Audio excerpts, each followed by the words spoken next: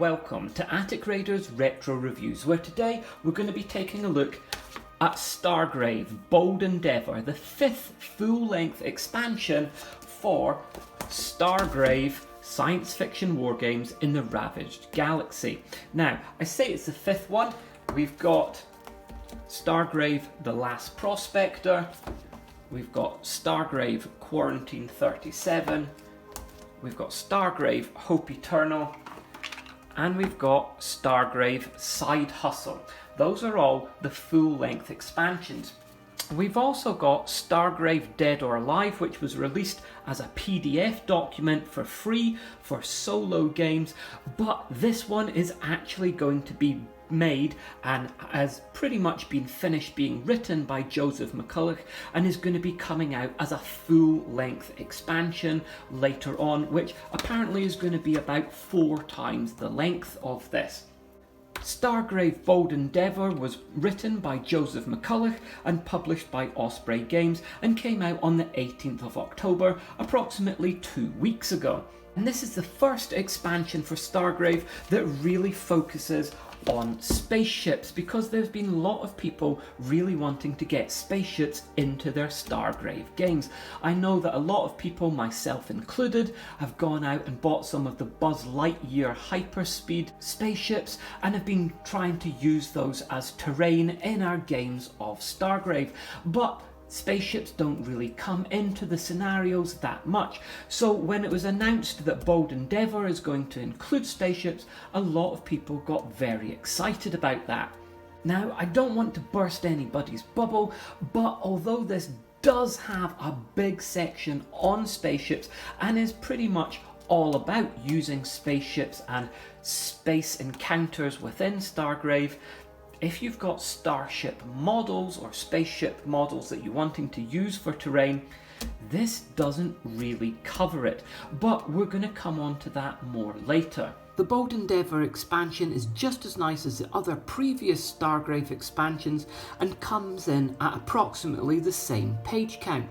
It's just as well edited with a nice clear layout and some really good artwork and photographs throughout. Helge Balzer once again provides the artwork, and this is almost all brand new artwork for this expansion, focusing on the scenarios and the creatures from this one, with only 1 or 2 repeats from previous expansions. There's lots of really nice photographs of the North Star military figures Stargrave range throughout this expansion, which have been painted and photographed by Kev Dallimore, Dave Woodward and Wargames Illustrated. All of the miniature photography in this though is the exact same photographs that can be found in previous Stargrave expansions and the core rulebook.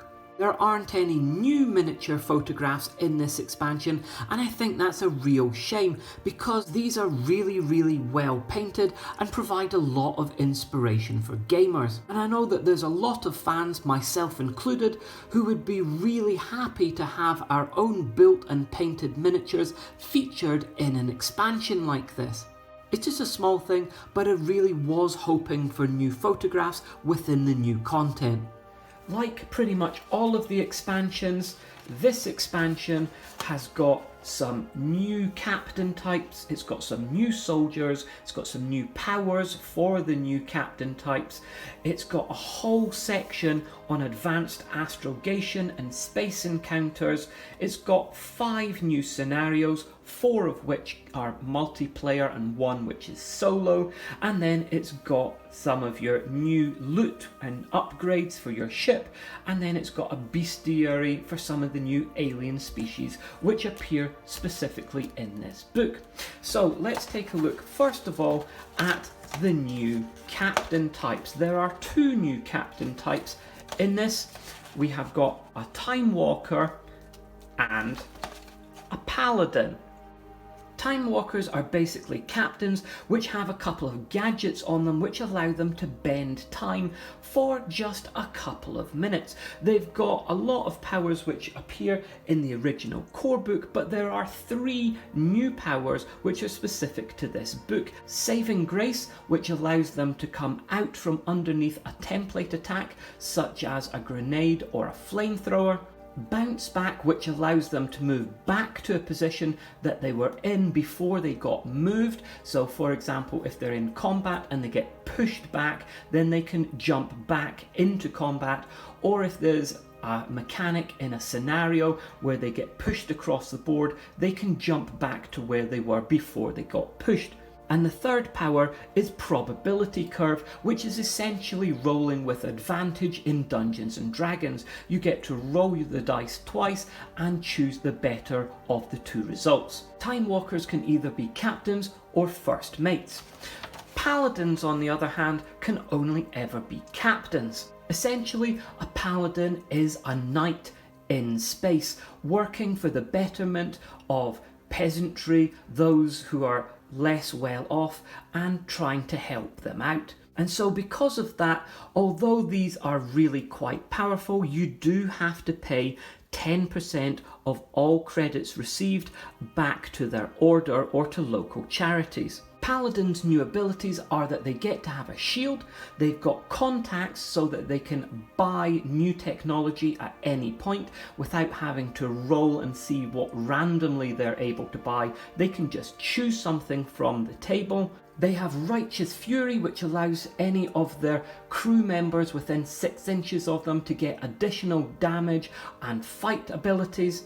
And they have Thunderstrike, which allows them to do additional damage in battle and potentially move after they've reduced an enemy to 0. When we move on to the new soldier types in the book, then you'll find that most of these soldier types are specifically for this book. If you're going to try to use them in games that don't use these Starship rules, you're not really going to be able to make very good use of them. They're not that great as soldier types, because their abilities are mainly for the additional rules that come in Bold Endeavour. We've got an apprentice who gains an area of knowledge but is just very lightly armed. We've got Tech, which has got some ship system knowledge, which again is needed for the Starship rules in this expansion. They get +1 on unlocking data loot, and they've got a direct communications link with the captain so that whenever the captain activates, they can also activate no matter where they are on the board. They don't have to be within a certain distance from the captain. We've also got the exosuit, which is probably the best new soldier type in this expansion, and you are going to be able to use this in any game of Stargrave that you do, not just in this expansion using these spaceship rules. Now, an exosuit gives you +6 unlocking on physical loot tokens.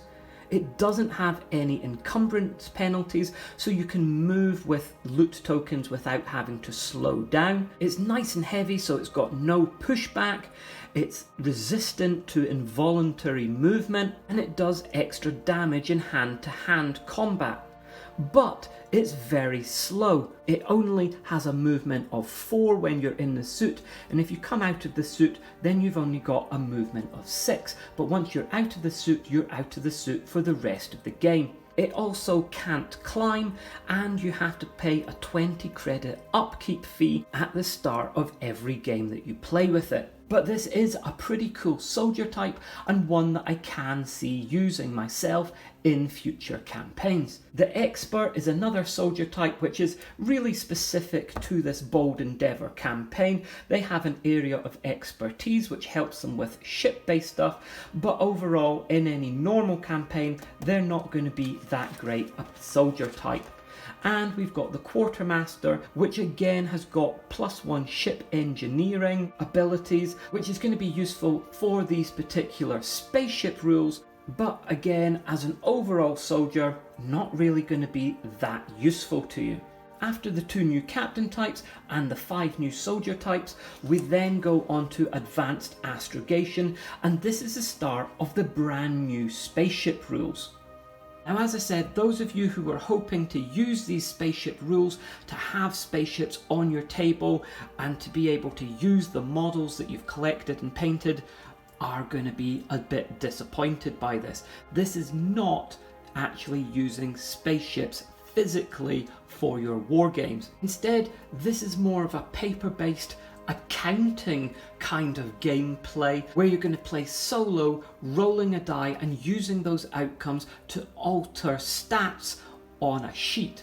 All of these rules actually take place between your war game scenarios. To use these rules, basically you are going to use a sheet which looks very much like this for your spaceship sheet, and these can be downloaded as PDFs on the official Stargrave website. You can come up with a ship name and class, but those are completely made up to you. You're going to start with a structural integrity maximum of 1000, and then you're going to, throughout the spaceship encounters, track your current structural integrity in here. As your spaceship loses structural integrity throughout the encounters, every time it goes down a band, which is essentially a multiple of 50, then it's going to potentially pick up a quirk or critical damage, which you can record in here, and you can get ship upgrades, which you can record in here, and you've got your cargo hold for anything which you are storing but have not yet assigned to a specific crew member. You're going to have to choose a pilot, a ship gunnery, navigation officer, an engineer, a science officer, and a doctor, and you're going to assign one of your crew members from your current crew to each of these positions, and then use their will level in order to help create their skill level. And then throughout the different scenarios in this book, you're going to be rolling die for different members of your ship's crew, using those skill level modifiers depending on what position in the ship they're holding, using that to see if you are successful at a mission or not in this. And if you are successful, you're going to get benefits, and if you're unsuccessful, you're going to take damage to your ship. So this just talks through the different kinds of upgrades: system damage, cargo holds, critical ship damage. Again, when you take damage, something bad might happen, but what happens will depend on what you roll on this table. And then you might pick up a different quirk. So for example, if you pick up a quirk and then roll a 5 to a 6, you pick up a navigational blip, which is going to mean that your ship suffers -1 to all navigation rolls. And you're going to have that throughout the rest of the campaigns that you play, unless you pay a repair cost of 400 credits, or something else happens. There's also major system damage table, which is essentially the same as this quirk table, but costs more to repair them, and they do greater damage. So instead of this roll of a 5 to 6, instead of it doing -1 to all navigational rolls as a quirk, it does -3 to all navigational rolls as a ship system damage. Ships can be maintained by doing engineering rolls in order to help fix some of the quirks or the system damage, but that's not going to do very much repair on your structural integrity. You're going to get much more repair by actually buying the parts, but that's going to cost you money. The only part that actually affects your actual gameplay, your wargaming, is this immediate evacuation rules on these 2 pages here. And this is talking about being able to phone in for immediate evacuation so that a spaceship actually comes down onto your table, some of your crew or your captain gets onto the spaceship and are then taken off of the table. But as I say, these 2 pages are really the only time that a spaceship model is ever going to actually be needed in your game. The space encounters here, we have got 20 different encounters that you can roll for between the games, and they can either be no encounter between the games, before a scenario, after a scenario, or before and after a scenario, depending on what you roll on this encounter table. In these 20 different space encounters, some of them you have no choice about. You are stuck, for example, trapped by a black hole, and you're going to have to roll in order to try and get out of that or take damage. But in some of these you have a choice where you come across something and you can just ignore it, go on your way and not do anything, or you can engage with it, potentially get some more loot, but also potentially take damage to your ship. In this way, it reminds me a lot of the fighting fantasy novels by Steve Jackson, whereby you're just rolling die, comparing the scores that you get against set criteria, and either good things or bad things are happening, and then recording that on your data sheet. There's no tactical thinking involved in it other than leaving or carrying on. And there's certainly no movement of figures around or trying to get into positions which are going to help you to get different things. It is purely rolling a dice, trying to hit target numbers and changing the data on your sheet. That said, Joseph McCullough has put in quite a lot of thought into the different types of encounters. As I said, there's 20 different encounter types, everything from space krakens to pirate ambush, wormholes, black holes, picking up distress signals, entering an asteroid field, and coming across a ship in distress. So for example, so you can see what I mean by these kind of things, if the encounter that you have is a black hole, it is just this section here, whereby you come up out of space against a black hole. Your science officer will have to make a roll, add on their specialty handling, and try and hit a target number of 16. If they are successful, then they get to add +3 to all the rest of the engineering rolls that you're going to make, and then you're going to make 3 engineering rolls with a target number of 16. If you fail each of those engineering rolls, your ship is going to take damage, but if all 3 of those engineering rolls are successful, your ship is going to escape. If you're unsuccessful on all 3 of those, then you're going to have to keep going again, taking more damage or escaping eventually. Once you eventually escape, then you can make a navigation roll with a target number of 8, and if you're successful, you gain information worth 50 credits. That's the basic kind of structure to pretty much all of these different scenarios that are in here.